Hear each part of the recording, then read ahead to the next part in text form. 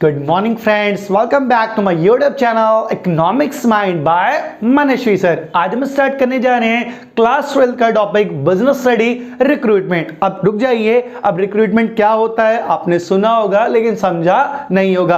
आज वही स्टार्ट करेंगे, तो स्टार्ट करते हैं आज की वीडियो में कि रिक्रूटमेंट क्या है, सोर्सेज ऑफ रिक्रूटमेंट, किसी भी रिक्रूट कैसे करा जाता है जॉब्स के अंदर लोगों को, बाय इंटरनल फैक्टर्स और एक्सटर्नल फैक्टर, फिर इसके मेरिट्स जानेंगे और डीमेरिट्स दोनों के जानते हुए चलेंगे। तो चलिए स्टार्ट करते हैं आज की वीडियो। रिक्रूटमेंट क्या होता है, सिंपली नाम से मेंशन हो रहा है। रिक्रूटमेंट क्या होता है, जब हम क्या करते हैं, सीक करते हैं। सीक का मतलब क्या करते हैं, ढूंढते हैं किसको, finding the end hiring candidates. क्या करेंगे, ढूंढेंगे और हायर करेंगे कैंडिडेट को, क्या बेस्ट सुटेबल कैंडिडेट को, किसके लिए, किसी भी स्पेसिफिक पोजीशन या जॉब के लिए। ये तो चलिए डेफिनेशन हो गई जो हमने इंग्लिश में लिखी है, इसे हिंदी में समझते हैं और तोड़ते हुए जान। रिक्रूटमेंट क्या होता है, जब एक कंपनी क्या करती है, किसी भी सुटेबल कैंडिडेट को हायर करती है अपनी किसी भी स्पेसिफिक जॉब के लिए या फिलिंग वैकेंट के लिए जो खाली जगह है। मान लीजिए कंपनी है एबीसी लिमिटेड कंपनी। कौन सी कंपनी है, एबीसी लिमिटेड। सिंपली उनका मैनेजर क्या हुआ, जॉब छोड़ के चला गया, या जो भी है जनरल मैनेजर हो गया, या चलिए मान लेते हैं प्रोडक्शन मैनेजर हो गया, प्रोडक्शन मैनेजर पे रहते हैं, प्रोडक्शन मैनेजर जॉब छोड़ के चला गया, तो सिंपली वो क्या होंगे, अब किसी को तो रखेंगे प्रोडक्शन मैनेजर के लिए। तो उन्होंने क्या करा, हायरिंग निकाली कि हमें क्या है, प्रोडक्शन मैनेजर की नीड है। लेकिन पहली कंडीशन क्या है उसके लिए, या कंपल्सरी कंडीशन क्या है, एमबीए ग्रेजुएट होना चाहिए। अगर सामने वाला पर्सन एमबीए ग्रेजुएट नहीं है तो वैसे ही वो क्वालिफाई नहीं कर पाएगा। अब जो जो एमबीए ग्रेजुएट थे उन्होंने क्या करा, अपने कहीं ना कहीं एप्लीकेंट फॉर्म भेज दिए। मैं और भी बहुत सारे, मान लो 100 लोगों ने क्या करा, कहीं ना कहीं रिक्वायरमेंट्स भेज दी। 50 लोग उसमें से क्या हुए, बीकॉम वाले थे, तो उनके फॉर्म्स को क्या करा गया, हटा दिया गया, क्योंकि पहली कंडीशन ही क्या थी, आप केवल एमबीए ग्रेजुएट होने चाहिए, तभी आपको ये जॉब क्या होगी, मिलते हुए जाएगी। सिंपली जो 50 लोग बचे उनका भी क्या होता है, टेस्ट होते हैं, वॉकलिप्स होते हैं, और भी चीज है कि आप उससे केपेबल हो नहीं हो, अलग अलग राउंड्स होते हैं। और हम क्या करते हैं, जो भी एक पर्सन बचता है उसे क्या करते हैं, उस जॉब को दे देते हैं। हमें एक प्रोडक्शन मैनेजर की जॉब चाहिए थी, 100 बंदों में से हम क्या करेंगे, एक पर्सन को पिक करेंगे जो सैलरी बेस पे, टैलेंट बेस पे, एक्सपीरियंस बेस पे, सब में क्या होगा, बेस्ट होता हुआ जाएगा। तो कंपनी क्या करती है, इसी प्रोसेस के द्वारा अपनी कंपनी में क्या करती है, पर्सन्स को हायर करती है या रिक्रूट करती है, लेती है, या जो खाली जगह होती है उसको क्या करती है, भरती है। अब दो तरीके हैं, इंटरनल सोर्सेज और एक्सटर्नल सोर्सेज। पहला सोर्सेस क्या है, आंतरिक, और दूसरा सोर्सेस क्या है, बाहरी।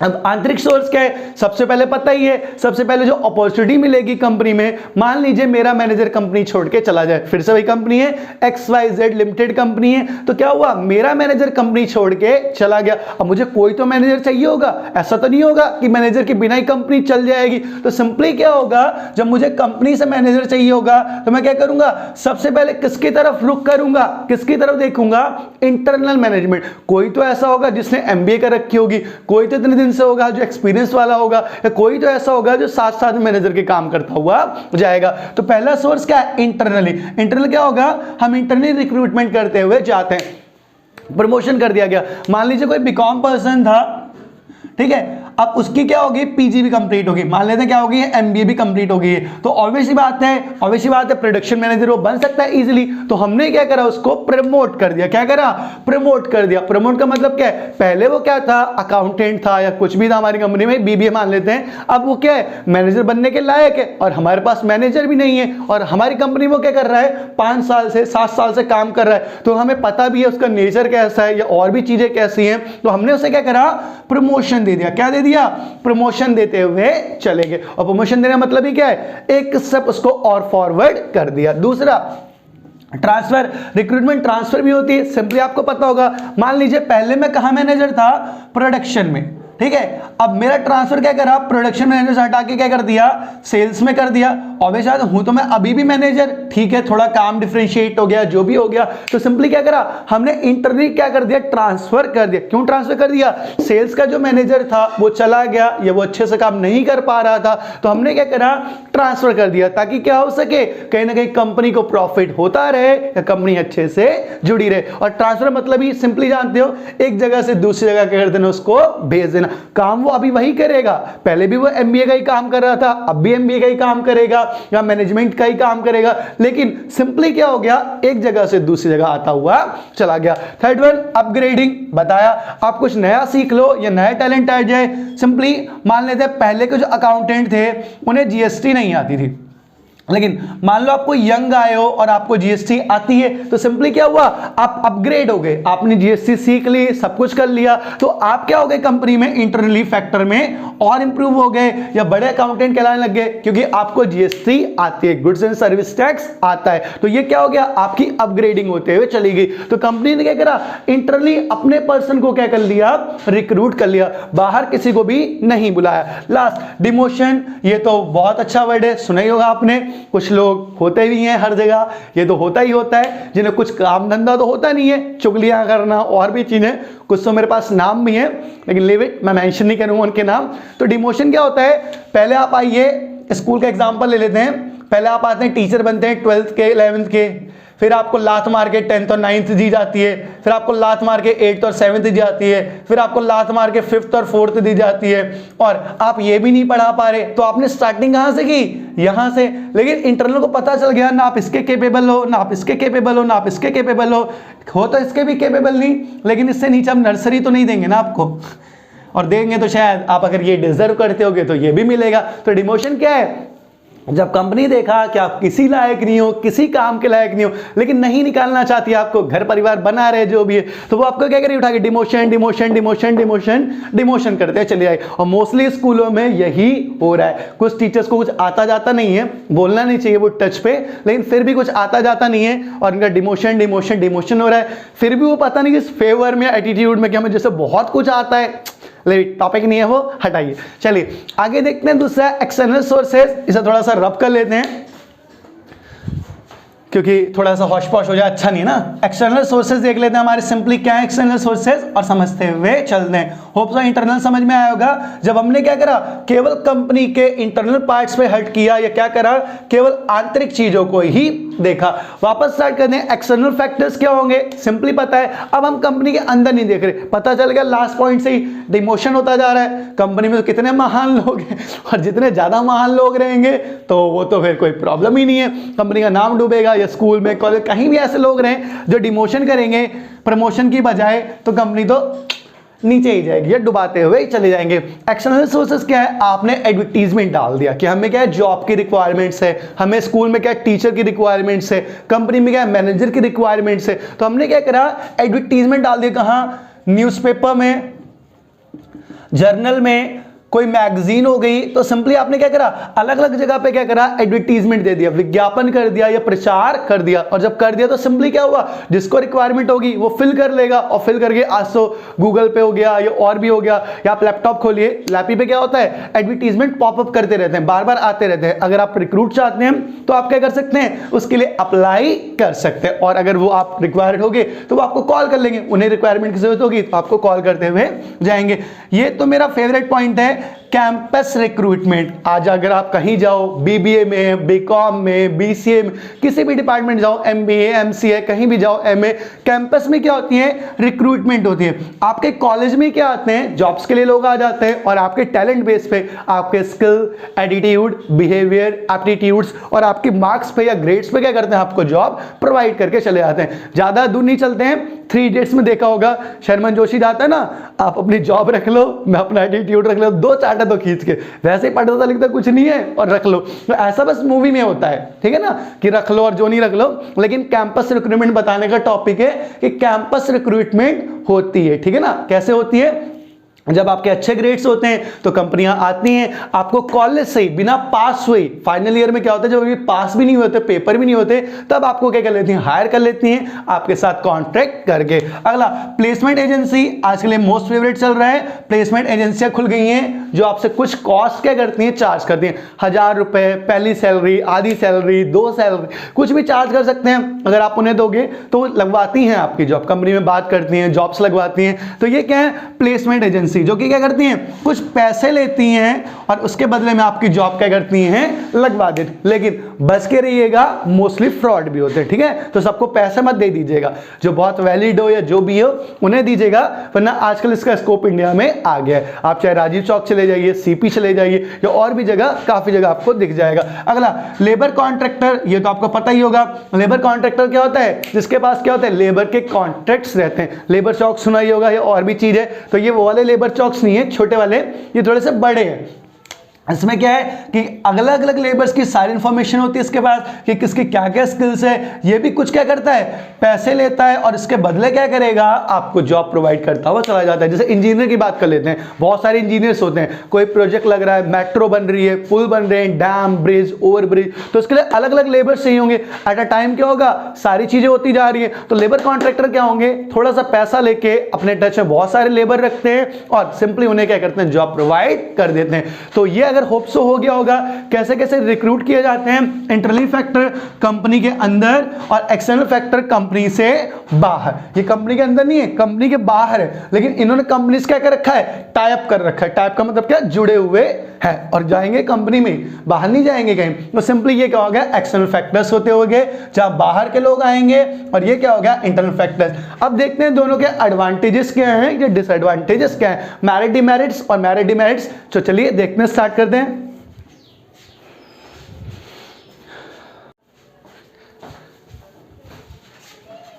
चलिए स्टार्ट करते हैं। आज सोर्सेस के बाद इसके मेरिट्स और डिमेरिट्स हमने देख लिया। इंटरनल सोर्सेस क्या है रिक्रूटमेंट करने के और एक्सटर्नल सोर्सेस क्या है रिक्रूटमेंट करने के। ऑब्वियसली बात है, अगर हमें इंटरनल पता चल गया, एक्सटर्नल पता चल गया फीचर से, अब कुछ मेरिट्स उठाते हैं और डिमेरिट्स उठाते हैं और देखते और समझते हुए चलते हैं कि एक्चुअल में क्या फायदा है अगर कंपनी क्या करेगी, इंटरनल सोर्स से रिक्रूट करेगी, अपने कंपनी के अंदर के लोगों को क्या करेगी, जॉब दे देगी, या जो खाली स्थान या फिलिंग वैकेंट उनको भरते हुए जाएगी, या एक्सटर्नल सोर्सेस से, बाहरी स्रोतों से क्या करेगी, एक्सटर्नल एनवायरनमेंट को भरते हुए जाएगी या रिक्रूट करते हुए जाएगी। तो चलिए स्टार्ट करते हैं। What is the internal sources of recruitment और एक्सटर्नल मेरिट्स एंड डिमेरिट्स। जैसे कि नाम से लिख रखा है, अगर हम इंटरनल लेंगे तो पहले स्टार्ट करते हैं, recruitment of employees who are already part of existing payroll of the organisation.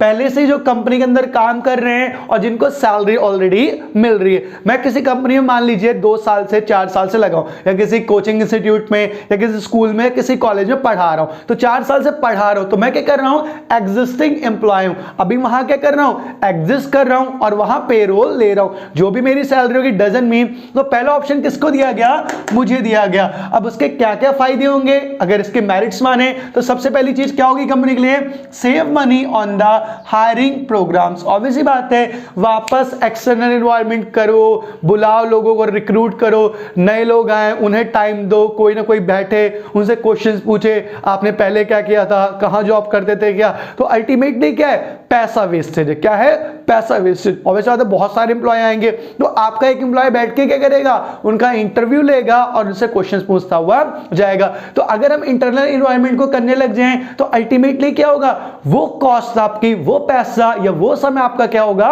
बच जाएगा या सेव हो जाएगा। कंपनी को पता है मैं कैसा हूं, 5 साल से 3 साल से कंपनी में काम कर रहा हूं, तो कंपनी को ज्यादा टाइम नहीं लगेगा, मिनटों में क्या करेगी, मुझे उठा के यार इस बंदे को प्रमोट करके आगे चलना चाहिए या दे देना चाहिए। ठीक है। सेकंड वन क्या है, selection and transfer is easy. Obviously बात है, सेलेक्ट करना बहुत इजी हो गया। 4 कैंडिडेट हैं, चलो मान लेते हैं कोई भी A B C D, हमने कहा C क्या है, बेस्ट कैंडिडेट, C को क्या करो, पिक कर लो। कंपनी में भी सबसे वोटिंग कराएगी, पूछा गया तो सबने क्या, हाँ C क्या बेस्ट कैंडिडेट है, तो उसका हमने क्या करा, इजीली ट्रांसफर कर दिया, क्योंकि सबको पता है 4 ही क्या है कंपनी में कैंडिडेट बेस्ट हैं उस सीट के लिए। या अगला मैनेजर कोई बनना चाहता है, या अगला कोई क्या नाम है, कुछ भी हो, मतलब कहीं भी जगह खाली हो, बनना चाहता है, तो हमारे पास 4 ऑप्शन है और सबसे बेस्ट क्या है, हमने वोटिंग करवा ली, सबने कहा सी क्या है सबसे बेटर है, तो हमने इजीली क्या करा, सी को वो चीज क्या कर उठा के दे दी या उस जगह पे बिठा दिया। अगला सेंस ऑफ लॉयल्टी। ऑब्वियसली बात है, ये सबसे बड़ी बात है। किसी भी कंपनी में आप 4 साल से 5 साल से 7 साल से लगे हुए हो, तो किस बेस पे लगे हुए हो, कंपनी आपको समझ रही है कि आपकी लॉयल्टी है किसके लिए, कंपनी के लिए। और जब कंपनी के लिए लॉयल हो आप, तो ऑब्वियसली बात है कंपनी क्या करेगी, आगे तक भी आप उसके साथ जुड़े रहो, और आपको क्या करेगी, प्रमोट करेगी, या कल को कोई भी नई अपॉर्चुनिटी आएगी तो सबसे पहले वो आपको ही क्या करेगी, देगी। तो इसके क्या हो गए, मेरिट्स हो गए इंटरनल, कि आपस या सबसे पहले कंपनी वालों को ऑफर करते हुए जा रही है। साथ में इसके कुछ डिमेरिट्स भी हैं इंटरनल के। क्या है, पहला reduction of moral, not selected. Obviously बात है, जो अभी एग्जांपल लिया था हमने, एक ए पर्सन है, बी पर्सन है, सी और डी पर्सन है। हमने सी को तो सेलेक्ट कर लिया, लेकिन ए को भी बुरा लगा। किसको बुरा लगता है कि मैं बेकार हूं, बी को भी बुरा लगा और डी को भी क्या लगा, बुरा लगा। तो जो मोरल था, मोरल का मतलब क्या, जो नैतिकपन था वो क्या हुआ, डिक्रीज होता हुआ चला गया। कंपनी में क्या होने लगे, प्रॉब्लम्स क्रिएट हो गई। सी को क्यों सेलेक्ट कर लिया, मैं भी तो टैलेंट हूं, ए ने कहा, बी ने कहा मैं भी टैलेंटेड हूं, और डी ने क्या कहा, मैं भी टैलेंटेड हूं। तो प्रॉब्लम, डिमेरिट्स या कहें डिसएडवांटेज, पहली ये हो गई। Second, discourage the capable of a person. Obviously बात है, सी को आपने बना तो दिया, बस सी को क्या था, आता जाता कुछ नहीं था, बस बातचीत अच्छी थी या जो भी कंपनी में, तो बिना कैपेबिलिटी वाले पर्सन को आपने क्या करा, उस जगह पे बिठा दिया जो लायक नहीं है। और आजकल इंडिया में तो ये हो ही रहा है, मेरे साथ खुद भी हो रखा है, तो कोई बड़ी बात नहीं है कि जिसके पास कैपेबिलिटी नहीं होती उसको उठा के क्या करा जा रहा है, उस जगह पे बिठा दिया जा रहा है, जो कि काफी हद तक क्या है, गलत है। और गलत है तो क्या ही कर सकते हैं उसका, लेकिन टॉपिक वो नहीं हमारा। अगला, conflict in the one employee to another employee. Obviously बात है, अब क्या बताया, सी तो सेलेक्ट हो गया, ए बी और डी में क्या हुआ, कन्फ्लिक्ट हो गया, किसको लेके, सी को लेके, और आपस में क्या हो गया, लड़ाइयां होते हुए चले गए। तो होप सो समझ में आएगा इंटरनल क्या है, दोनों चीजें हैं। जैसे बताया, every coin has a two equal faces, हर सिक्के के दो पहलू होते हैं। अच्छा पहलू क्या था, कंपनी में से लिया, लॉयल पर्सन थे, और भी चीजें, मोरल इंक्रीज हुआ। अब इसके डिमेरिट्स क्या हो गए, ऑब्वियसली बात है, जो नहीं सेलेक्ट हुआ उसको बुरा लगा, उसने कंपनी छोड़ने की कोशिश की, कंपनी में लड़ाई झगड़े स्टार्ट हो गए। तो ये इंटरनल सोर्सेस थे।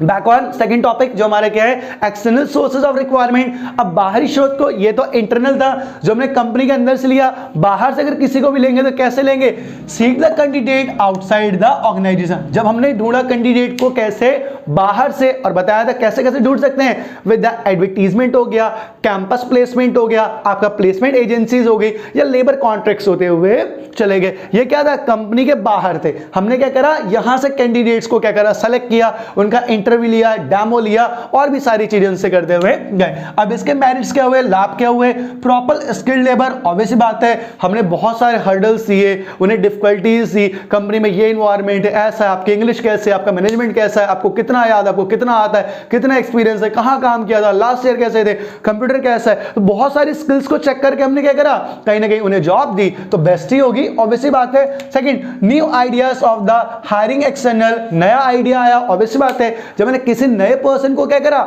सेलेक्ट किया, तो मुझे कुछ नया बताएगा ना। अब ऑब्वियसली बात है, कुएं का मेढक क्या रहता है, कुएं तक ही रहता है, लेकिन अगर कुएं से बाहर निकलेगा तब तो उसको पता चलेगा ना, समुंदर बड़ा है। तो ये कब पता चला, जब न्यू टैलेंट क्या हुआ, कंपनी के अंदर नए आइडिया लेके आया। Joining the knowledgeable person of the fresh talent, मौका दिया गया सबको फ्रेश टैलेंट का। कैंपस प्लेसमेंट सुना ही होगा, हर साल क्या होते हैं, कैंपस प्लेसमेंट होती है, और इसीलिए होती है क्योंकि उन्होंने कुछ नया सीखा है, और जब नया सीखा है तो क्या होगा, सिंपली कुछ नया कंपनी को देंगे भी, या नई थिंकिंग, नई प्रोसेस, कुछ इनोवेशन करते हो जाएंगे। सुना ही होगा आपने, आज हमारे पेरेंट्स कैश का यूज करते हैं, हम गूगल पे, पेटीएम, फोन पे करते हैं। वो किस लिए करते हैं, क्योंकि हमें पता है कैशबैक आता है, बहुत सारे क्या नाम है, ऑफर्स आ जाते हैं, ऑफ्स मिल जाते हैं। तो सिंपली हम क्या करते हैं, फ्रेश टैलेंट का यूज कंपनी में भी करते हैं। लेकिन इसकी भी कुछ डिमेरिट्स हैं, क्या है, स्टार्ट करते हैं और खत्म करते हैं आज की video. Existing employee are unhappy selection of one new one. ये तो फलसफा है, लोग कहना चाहिए, ये तो फलसफा है। पुरानों को आता कुछ नहीं है, इंप्रूव कुछ नहीं करना है, और सिंपली अगर कोई नया आएगा, उन्हें कहता भी आप इंप्रूव कर लो, तो उन्हें बुरा भी बहुत लग जाएगा। जैसे नानी नहीं मुंह फुला लेती है, तो मुंह फुला के बैठ दे, भैया इंप्रूव करो ना। मैं नहीं कह रहा कि रेस जीत लो, रेस में भागना तो सीखो, पहले की तरह थोड़ी रेंग रहे हो, क्रॉल कर रहे हो, ना ना ना, उठो भागो। सामने ठीक है, यंग टैलेंट तुमसे ज्यादा तेज भागेगा, लेकिन तुम्हें भी तो भागना पड़ेगा, और नहीं भागोगे तो ऑब्वियसली बात है, कोप अप नहीं कर पाओगे। और ये भी रियलिस्टिक है जो मेरे साथ हो रखा है, कि सिंपली क्या है, लोग इंप्रूव नहीं करना चाहते, अपने आप को बदलना नहीं चाहते, और नहीं चाहते तो क्या, सामने वाला अगर बदलेगा भी तो वो उससे भी क्या है, अनहैप्पी है, मुंह बना लेते हैं। सासू माँ नहीं होती जैसे मुंह बना लेती है, वैसे मुंह बनाते हुए चले जाएंगे। अगला, lack of cooperation and existing one. Obviously बात है, जो नया टैलेंट आता है, जो पुराने लोग होते हैं, ओल्ड एम्प्लॉयज होते हैं, वो उसे कोऑपरेट ही नहीं करते, ना साथ बैठ रहे हैं, ना साथ बोल रहे हैं, ना साथ कुछ कर रहे हैं, उनका बिहेवियर अलग, उनका एटीट्यूड अलग, तो कोई प्रॉब्लम नहीं है। बस क्या होगा, कंपनी का एनवायरनमेंट खराब होगा और कंपनी का ग्राफ या स्केल, सेल्स वॉल्यूम क्या होगा, नीचे जाता हुआ चला जाएगा। तो सिंपली क्या है, ये हो रहा है हर जगह और ये फैक्टर है, रियलिस्टिक है, ये हर जगह देखने को आपको मिल जाएगा। लास्ट आगे, long the process need to the requirement, आपके सिंपली क्या है, ये जो प्रोसेस है इसके लिए क्या है, कहीं ना कहीं बहुत ज्यादा क्या चाहिए, पैसा चाहिए। इस प्रोसेस के लिए जैसे बताया था मैंने, इंटरनल में भी सेम, एक्सटर्नल में भी क्या होगा कि अगर हम किसी को बुलाएं, बिठाएं, क्वेश्चंस पूछे बाहर का, तो उसके बारे में जानेंगे, उसकी जगह कहां रहता है, सैलरी क्या लेता था, क्वेश्चंस पुट करेंगे, अलग अलग क्या नाम है स्टेजेस देंगे, हर चीजें, तो अल्टीमेटली क्या होगा, काफी टाइम वेस्ट होगा, और जब टाइम वेस्ट होगा तो क्या, पैसा वेस्ट होगा। तो सिंपली क्या है, ये भी क्या है, डिमेरिट्स बनते हुए जाते। तो होप सो समझ में आया होगा आपको। लास्ट वही है, लाइक करिए, शेयर करिए, सब्सक्राइब करिए, आते रहिए वीडियो पे। कोई टॉपिक को डाउट्स है तो कमेंट सेक्शन में बताया करिए, और वीडियो पे गुड ये सब मत बताया करिए, ये मुझे पता है। कोई टॉपिक ढंग का लगे तो वो बताइए, और अगर आपको कोई नीड हो या कुछ भी हो तो वो टॉपिक वहां लिखिए कि हमें एमसीक्यू पूछने हैं, कोई टॉपिक्स पूछना है, कोई टॉपिक समझ नहीं आया, कोई क्वेश्चन नहीं निकल रहा, वो दीजिए, वो मोस्ट आपका वेलकम है। लास्ट वही, economics mind bye Manish. Keep in touch with us, welcome back.